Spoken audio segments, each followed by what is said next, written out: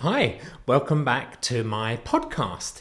I've loved doing this podcast. I mean, it's not natural for me to talk to people, being on the spectrum, quite autistic, but when that record button goes on, I love it. And what an extraordinary guy this week, an extraordinary dude, Dylan Lombard.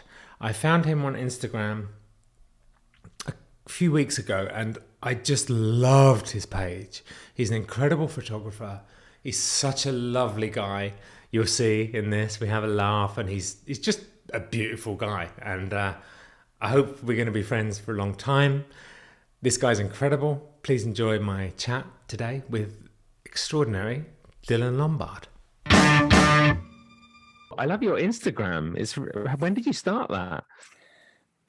Well, I've actually only been doing Instagram for about 2 years. Yeah, I feel it's just really helped me to, I think just try and help me to express who I am, trying to get the message across, I think. Yeah.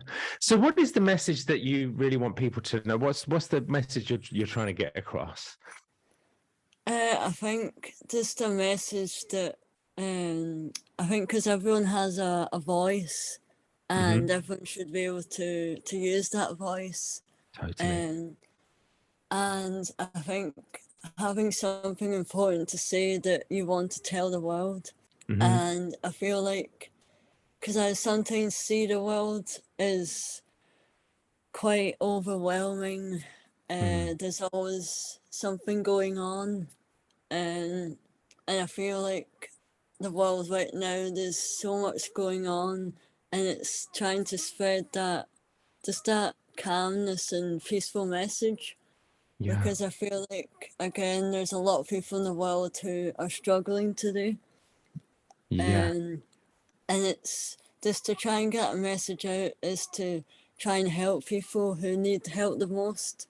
And also just to try and, I feel like, because social media, even though it can be a great way to spread messages and spread, also just spread what I love to do, it can also be quite a negative Yeah. side as well.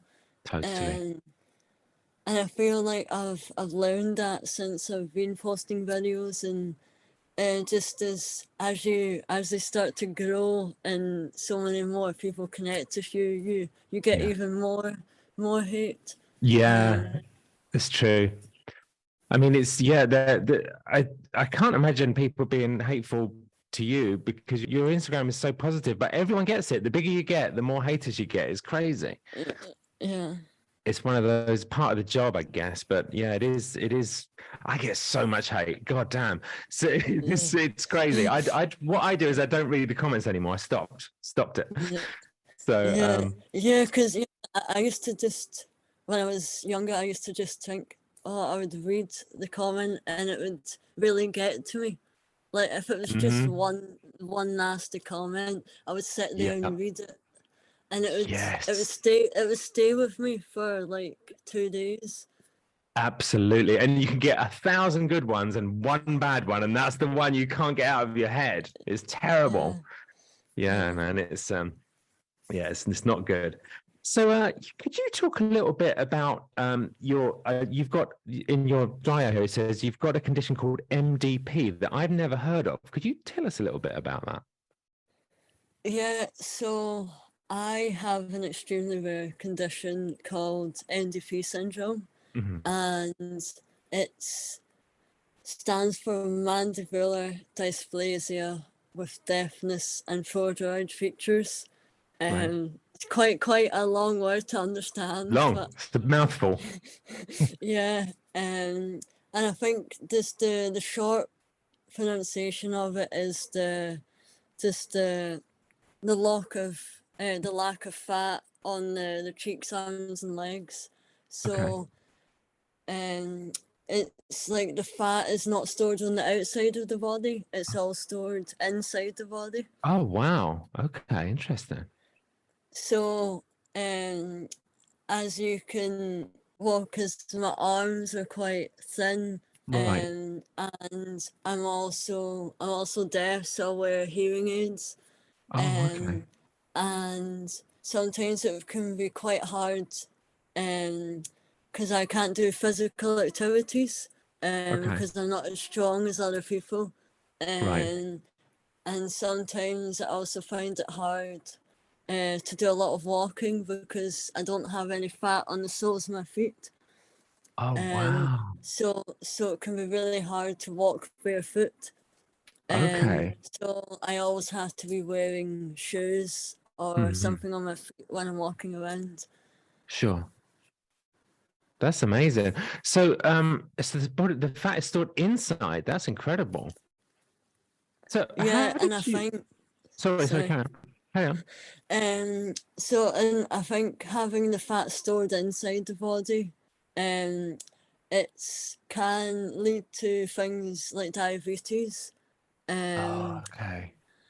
I think as well, I have to manage what things I eat. Um, Right. and also the lack of fat on the eyelids, because again I can't close my eyes because Oh, of the wow. lack of fat on the eyelids. Wow. Um, So how do you sleep? and so sometimes I do find it difficult to sleep Hmm. because, well, everyone should be able to close their eyes, Sure. because that's what you do when you're sleeping, obviously. Yeah. Um, and I think not being able to close the eyes, it's just a really different way of sleeping. Right. And I always have to use eye drops because my eyes just get completely dry just because they're always open. Um, Right. Wow. That's so interesting. So what is a normal day? What does a day look like for you? Like what is a normal day? What do you do? I think just a normal day is just getting up, um, and basically because I do photography, Yeah, I so love your photographs. They're amazing. I study photography at college. So Great. I do that during the week. And I think it's just something that I love to do every day, and it's something that's just helped me to keep going. Um, Yeah. and it's just something that's really helped me to, well, again, it's one side to help me to express who I am through my photography. Yeah. Um, and it's really helped me just to have something again to share to the world, Yeah. because I feel like if you have something that you're passionate about, you shouldn't just keep it to yourself. You should Right. you should share it, That's good because advice. when you share it, more and more people will connect with you, It's true. and more people they'll give you support. And likewise, I think photography is a great way to keep memories, and Yeah. it's a great way just to look back on what you've done in the past. Yeah. I love the picture of that you is it you walking in the forest? There's a black and white picture in the forest. Yeah, That's yeah, amazing. that was a photograph I took, of just it was just someone just walking past in the Yeah. forest. That's beautiful. And I just decided to take a photo because I thought a lot of my photos do feature only that one person in them, and Right. I feel like that's something that I wanted to show in the photos, because it's something, it's to show that person being isolated, and it's to Wow. show that how I sometimes felt alone, Wow. and it's to try and just show people what I've been feeling, but show it through the photography. Yeah, that's beautiful. That's a beautiful message. Yeah, I get. Do you did I see that you're on the spectrum? On the, Yeah, yes, yeah, me I too. do have autism as well. Yeah, That can be quite isolating, can't it? yeah, I think because my condition and autism are just two completely different things. Right. And I think having autism as well is finding it hard to communicate with people, Sure. and finding it hard to make friends. Yeah. And I feel that on social media, because you're not talking to someone like in person, you're talking to someone online. Yeah. And I feel since I've been doing videos online, I've now been more confident to talk to people in person as well, Yeah, it's because I true. feel that's really helped me to get out of my comfort zone and be more confident. Yeah, I struggle with the same thing, and I find it easier to do stuff online. It's so easy to do stuff online compared to the real world. I still struggle. I still can't connect with people in real life. It's weird. Autism. Yeah, Um, and I think also having autism, it's I feel like I don't see autism as a disability, no, because I I don't. see it as something that's, well, it's something that helps you to see the world differently. Totally. And I think, I mean, you can use that like you're doing with your photography and I did with music. We can use that difference of the way we see the world to become successful because we have a different picture of the world than other people. It's unique. Yeah, Yeah, that's so what was your school like when you went to school? What was that like for you, that experience? I think when I started school, it was this is I think it's hard for everyone, I think, just starting school. Yeah. But I think especially for me, it was at the start, I would hide away. Yeah. So I would always wear this hat, with Right. my hood up, and it would block people from seeing my face. Hmm. And I think I was afraid of how people would react to seeing me. Right. Um, and I felt like I was just hiding away, and Hmm. I didn't really know who I was. Right. And so it's kind of like I was trapped in like a bubble. Um, Sure. and it was just really hard. Like I wouldn't talk to anyone, and no one would come to talk to me. And I Mm, feel that every day was the same, mm, because every day I would go to school and it would just be the same thing that would happen over and over again. yeah. And I feel like it was just somewhere where I didn't really like going. I didn't really like to go to school because it was just so lonely and so isolated. And Mm, again, I would just come home, and I always used to go to my room, but again, I wouldn't talk to my mum and my dad about it, because right. again, I was just frightened and scared of how they would react Yeah. to me being lonely. Um, and I feel like as I went up the school, and as I got older, I started to realize that, why am I hiding myself? Because this is who I am. Mhm. And I then decided to, once I left primary school, I decided to not wear the hat anymore. Oh, wow. I And love that. I decided, um, to show who I was. Yeah. And I knew that people would stare. I think I knew that, and I think I knew that some people would maybe even laugh. Mm, And I think that was the hardest part, is just showing who I was. But I knew that then people would just react to it. yeah. Um, and it's something I always remember that moment, because it's just in the past, but it's something that's just to help me to show that, that I've got through that, something that I knew that I could get through this, and Yeah. that I'm still here to do. Yeah.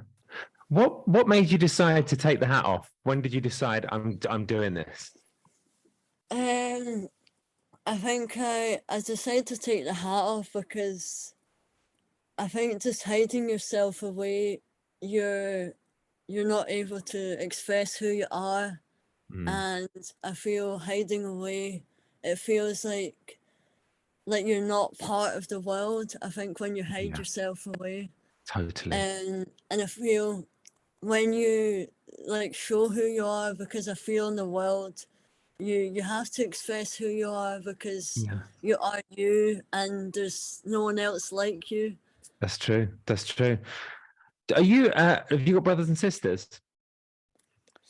Yeah, so I've got quite a busy family. So I've got 3 brothers and 1 sister, and my Wow. mum and my dad. So it's a family of 7. Wow, that's a big family. And we've also got 3 cats and a dog. Oh, it's a busy house. Yeah. So are your brothers and sisters older or younger? What's the age difference? So all my brothers and my sister are all younger than me. Oh, okay. So I have to be a role model to them. So they have to look up to me. Right. So, and also one of my brothers who's younger, he also has autism as well. Oh, okay. So I have to just teach him and help him to understand what it is. I think because he's Sure. still at that stage where he's really young. Right. How old is he? So he's 7. Oh, Um, okay. so he's in primary school at the moment, and I think he's still trying to understand what it is.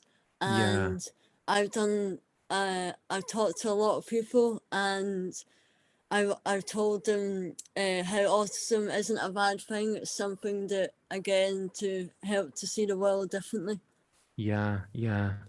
Is he verbal? Yeah, so he can speak. Yeah, That's good. um, That's good. but I see that the things that I do are completely different to what he does, because Right. Interesting. I feel that not everyone with autism is gonna cope with it differently. Sure. They're going to do things differently. And like for me, I think having autism, I can sometimes be very impatient, Right. and it's just I don't like waiting in long lines, Yeah. um, and I think also I don't like very large crowds Sure. of people, Me neither. and I Yeah. think another thing is that I don't like loud noises either. Right. Did you struggle with that more as a kid with the sensory stuff? Yeah, I feel that because at school there always used to be a fire alarm, and Right. I would always have my hands on my ears because it was just too loud. And I think Right. it's just when there's a loud sound, it can just have that knock-on effect and sometimes it can make me quite dizzy.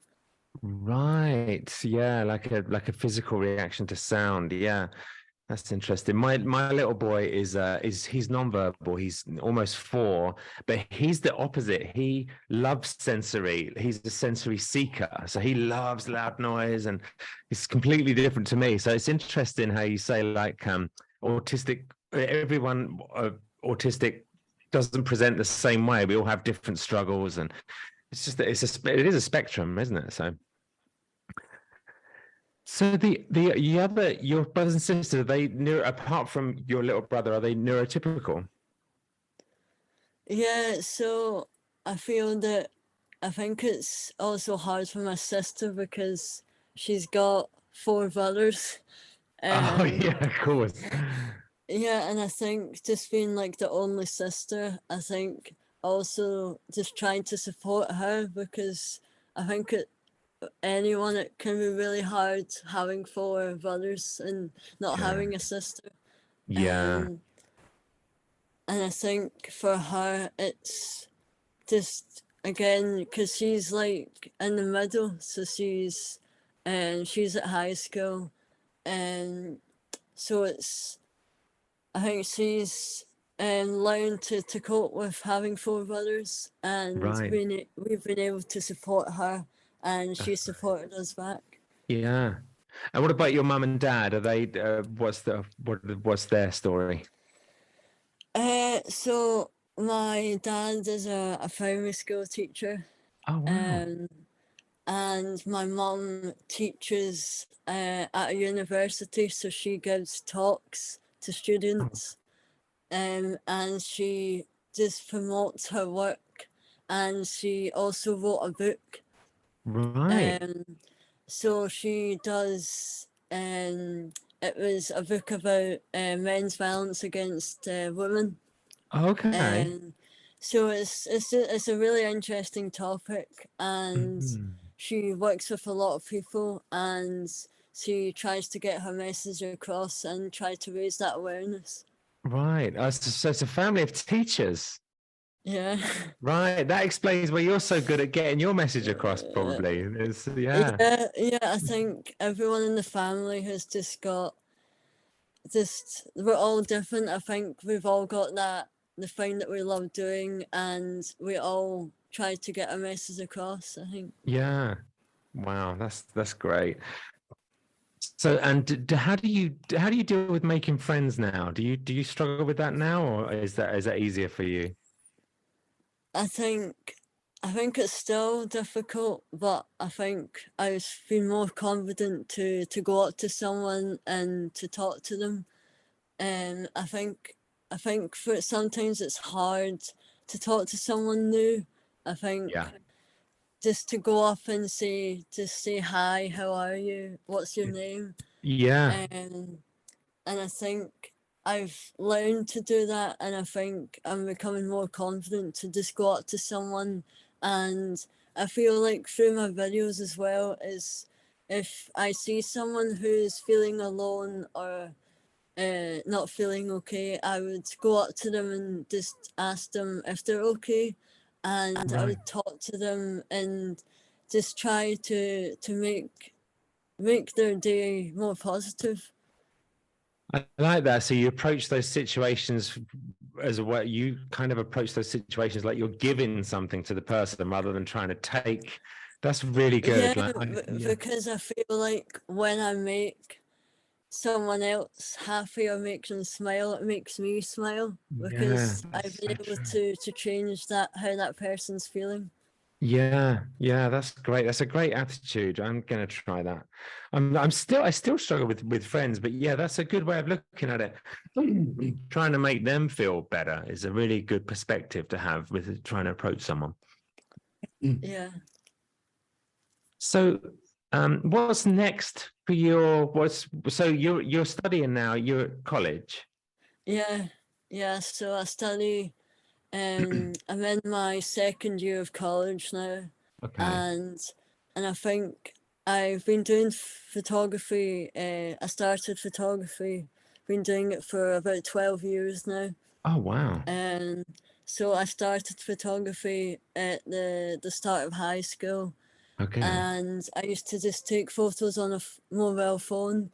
Right. And my English teacher started a school magazine, and he saw my photos on social media, and he asked me if I wanted to showcase some of the photos in the magazine. And Wow. the magazine went out to everyone in the school, Hmm. and that's how more and more people came to me and asked me how to get into photography, and they wanted to get to know me more, and that was a great starting point, and it really helped me just to boost my confidence, and it really helped me just to show people what I love doing and what I'm passionate about. Yeah, that's great. How did you get into photography? How did you first start taking pictures? I think I got into photography because I used to see lots of photos in newspapers and magazines, Hmm. and I used to just be really inspired by all the photos that I would see. And also, my grandpa used to take photos in New York, Oh, and wow. my mum showed me some of his photos that he'd taken, and a lot of the I know a lot of the buildings in New York are kind of like the buildings in Glasgow, like they're quite similar. Yes, I agree with that. Yeah, Glasgow is like there is a similarity between Glasgow and New York, I think. Yeah. So he was in did he live in New York? No, so he went there just like to visit the place. But he always carried a camera with him. Right. Because he loved to take photos as well. And I think I've just been able to, just by seeing those photos and also seeing other photos, it's really helped me to keep going with my photography, because I feel again I'm able to look back on all the photos that I've taken, Yeah. and it's just a great way to see, oh, I remember that place where I've been. I just loved it when I took that photo, Yeah. and it's just a great way to just capture and also just remember those memories. Yeah. Great. So it's Autism Awareness Month coming up, and I wanted to get your any message out there for parents of kids that are newly diagnosed or people that are just starting to find out about autism and probably quite scared and concerned. Any message you want to give to people who are just come into contact with autism? I think if you're just been diagnosed, I think it can be quite, it sometimes be quite daunting, and I think when you're first diagnosed, sometimes it's quite hard to understand what it is. Yeah. Um, and I feel it can take a wee bit of time to just try to understand, um, like if it's when the child is diagnosed, and how they're coping with it, Hmm. and I feel that, again, like I said earlier, is that not every person who's diagnosed is going to, they're going to cope with it in a different way. Yeah. And I feel like when I was first diagnosed, I didn't really know what it was. And then my mom took me to these sessions, this like therapy sessions, Okay. and that they gave me strategies on how to cope having autism. And I Right. feel sometimes when you have autism, you can get really stressed all the time. And Mhm. I think having autism sometimes means that you can take longer to do things. Yeah. And I think you always, I always see that it might take longer to do this, but I know that I can do it, eventually do Yeah. it. Yeah. And I feel that that's another thing, is that because, just because you have autism doesn't mean that you can do it, Yeah. because it's autism isn't it's not a barrier. You can, it's like it's part of who you are, and Totally. it's something that, it's not a bad thing. And I feel that autism isn't a disability, but I see it as a superhero. It's like having a superpower. Yeah, man, definitely. Yeah, I agree with you. I agree with you. When were you diagnosed? So I was diagnosed with autism when I think it was quite a while. I don't quite remember when I was Right. diagnosed, but Right. it was When you were young. quite a while ago. Right. Um, and I think because my younger brother was diagnosed, he's quite young, so he's still learning, Yeah. and I feel that I do, because I've talked to other people who have autism before, and Yeah. um, I've talked to them how they've coped having autism, and a few days ago I went to this autism group, that because I joined an autism group online, Oh, cool. and they did these sessions online, so they would do some games, and they would just talk about what everyone's interested in. Mm. And at the very end, they did like a ceremony, so they had a celebration, and they just talked about how they're coping having autism, and just to show that autism is a part of you and it's something not to be afraid of. Yeah. Right. That's such a positive thing for people to have. What about, do you know, is there a community for the MDP? Are there other people, do you want contact with other people that have the same condition? Yeah, and I think I have a Facebook group Oh, right. with everyone who has MDP, Amazing. and sometimes we connect on there.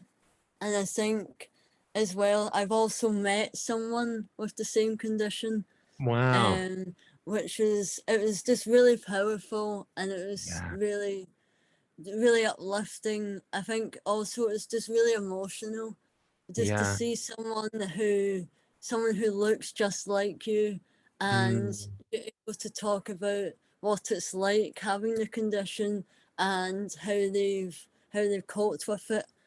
And I think the people with NDP, they live in different parts of the world, yeah. and I think because when I was diagnosed, it was really unexpectedly. So Mm, when I was younger, I think I was maybe 3 or 4, um, when some of my mum's friends started to notice changes, and they mm, started asking lots of questions to my mum, mm, and they would just ask things like, does he eat anything, and has he lost weight? And that got my mum really worried, and mm. and I think I was diagnosed. Well, it took doctors and scientists about 8 years to get diagnosed. Wow. Wow, that's crazy. So wait, so it developed over time. Yeah, so it developed over time. So eventually, I did lose my hearing, and I started to lose all the fat on my cheeks, arms, and legs, Wow. and it was just getting to that stage where I was end up going to the hospital frequently. So it kind of felt that the hospital was my home.